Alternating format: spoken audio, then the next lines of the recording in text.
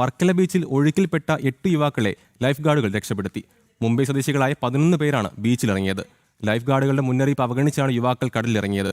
വിവരങ്ങളുമായി ശ്രീനന്ദ ചേർന്നു. ശ്രീനന്ദ, 11 പേർ ഒഴുക്കിൽപ്പെട്ടു. അവരുടെ ആരോഗ്യനില എങ്ങനെയാണ്?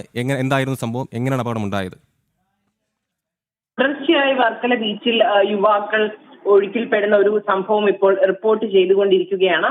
ഇന്ന് 8 യുവാക്കളെയാണ് ലൈഫ് ഗാർഡുകൾ രക്ഷപ്പെടുത്തിയത്. ലൈഫ് ഗാർഡുകളുടെ മുന്നറിയിപ്പ് അവഗണിച്ചുകൊണ്ടാണ് യുവാക്കൾ കടലിൽ ഇറങ്ങിയത്. ഇവരെ രക്ഷിച്ചു എന്നാണ് നമുക്ക് മനസ്സിലാക്കാൻ സാധിക്കുന്നത്. മുംബൈ സ്വദേശികളായ 11 പേരാണ് ബീച്ചിൽ ഇറങ്ങിയത്. അതിൽ 8 യുവാക്കളാണ് ഒഴുക്കിൽപ്പെട്ടത്. ഇവരെ ലൈഫ് ഗാർഡുകൾ രക്ഷപ്പെടുത്തി. ഇവരിപ്പോൾ ഇവരുടെ ആരോഗ്യനിലയിൽ യാതൊരുവിധ പ്രശ്നവും ഇല്ല എന്നാണ് നമുക്ക് മനസ്സിലാക്കാൻ സാധിക്കുന്നത്. തുടർച്ചയായി കഴിഞ്ഞ മാസം നോക്കുമ്പോൾ ഒരു 4-5 കൂടുതൽ അപകടങ്ങൾ വർക്കല ബീച്ചിൽ ഉണ്ടായിട്ടുണ്ട്.